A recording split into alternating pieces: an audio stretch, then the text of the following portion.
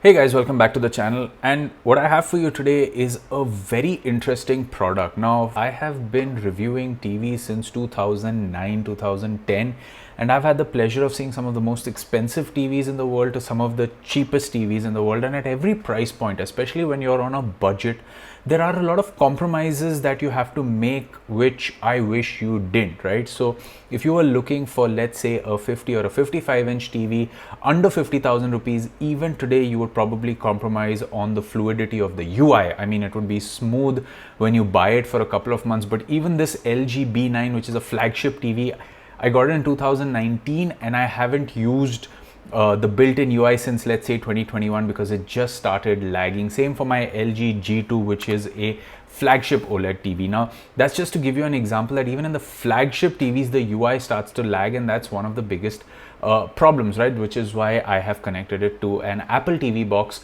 for my OTT content consumption. But the budget TV was in a slightly more dire state, which is pre 2018, like about 2018-19. Also, you saw a lot of budget TVs coming with AOSP, which was just a poor Android UI to be given. It was more of the mobile experience rather than what Android TV was back in the day, or what you expect from Google TV today. And keeping this in mind, a lot of budget TVs actually cut corners in the right places. They give you a decent panel, but kind of okay audio, or compromise on the connectivity options. But today, like in the world of smartphones, I say that even getting a budget smartphone is not so bad, because you get a fairly good package. Is that the same thing in the world of TVs? And that's what Lumio is trying to do now. It's a new brand.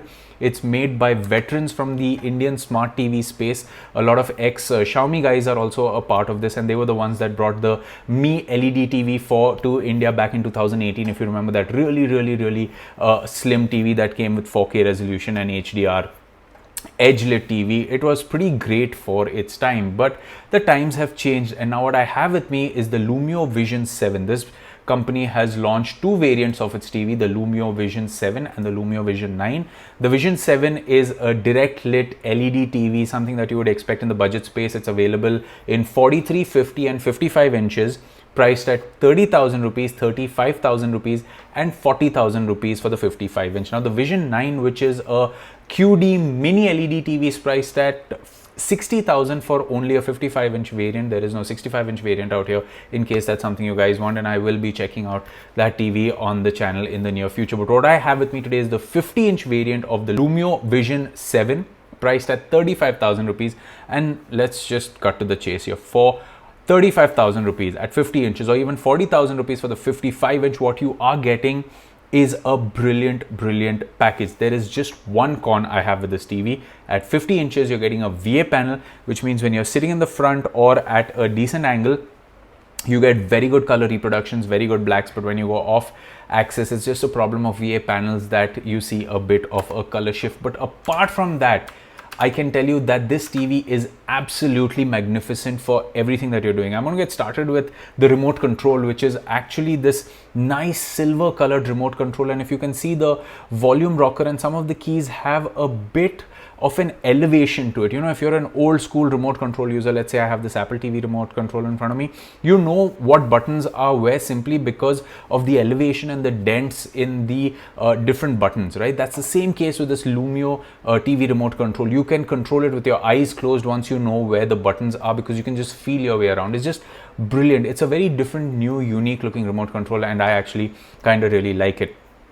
Now we move over to the picture quality. Now this TV has an app called TLDR, which gives you access to like a widget based UI for sports and music, and if you're using your TV for those functionalities, it's great. For someone like me, it's more about movies and gaming. So let's quickly get started with the HDR performance of this TV. Now this TV does not have local dimming. It has about 400 nits of peak brightness, and it has a fairly decent contrast ratio. But the thing is that the people that made this TV have put in so much effort into calibrating it that the picture quality looks absolutely very, very good. Let's take a look at Mission Impossible, right? It's a 4K film in SDR on OTT platforms, and the visuals just look great. I mean, I put it in movie mode and I left it there because the warm tone looks just warm enough and the colors look fairly accurate. Even if you see a show like, let's say, Young Sheldon, for example, right? It's got this vibrant colors to it which really pop in any normal TV in a standard mode, but out here I left it in movie because the skin tones look that much more natural. The makers of this TV also told me that the movie mode is the one which is the most accurate, which is why I just put it in movie mode and I left it. Even when you move on to, let's say, content consumption in HDR, I saw a lot of movies in Dolby Vision. Some stuff that I can show you, for example, is this sequence from Top Gun Maverick. You have the last dogfight scene in the movie where you have the, blue skies of the fight as well as the reds of, the command center that's talking to the pilots, and also the blue tint of the home base, where John Hamm is there. And all these colors just pop. I mean, to the point where I actually watched this movie again rather than just testing the TV to enjoy it. And there's a testimony for that to the audio. I will get to that in the audio section.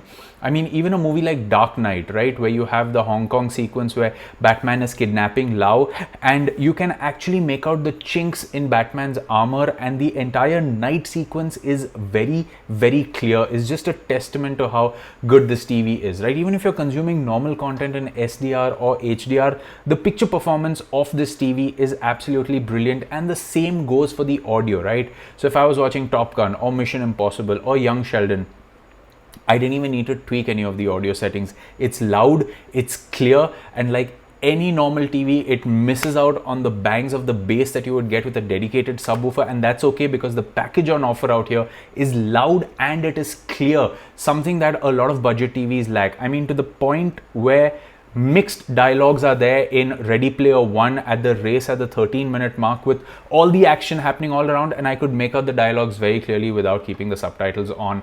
That's how good the audio of this TV is. Even for gaming, like, let's move on to gaming and just finish the audio part of that. Like a game like Doom Eternal or even Ratchet and Clank, where you have the plips and plops of the different guns, and even in Doom Eternal where you have this big heavy metal soundtrack and the thuds of the guns, it all sounded really, really good. And again, I'm going to emphasize it is for the price. Now moving over to gaming, this TV supports 4K, HDR10, Dolby Vision, HLG, Dolby Atmos, but it does not support 120 Hz. It has its own MEMC mode. You can just go and switch that off. In fact, when you go through the different settings, it keeps the MEMC or the motion smoothing at different levels. I'd say just go into the settings and switch it off. That's the only feedback I have for a user who's actually wanting to tweak the settings of this TV.